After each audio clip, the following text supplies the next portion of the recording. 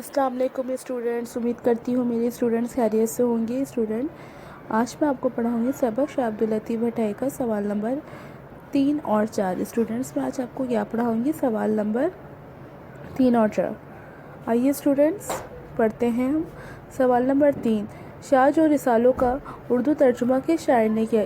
Students, जवाब है इसका, शाह जो रिसालों का उर्दू तर्जुमा सिंधी के नामूर शायर शेख अयास ने किया है। स्टूडेंट्स, किसने किया है? शेख अयास ने। स्टूडेंट्स, अब हम अपने चौथे सवाल की तरफ चलते हैं। शाह अब्दुल लतीफ़ भट्टाई का इंतकाल कब हुआ और आपका उर्स हर साल किस तारीख को मनाया जाता है? आपका इंतकाल 1165 मुताबिक में हुआ और आपका उर्स हर साल 14 सफ़र को बड़ी अकीदत एहतराम से मनाया जाता है। स्टूडेंट्स, अल्लाह हाफिज़।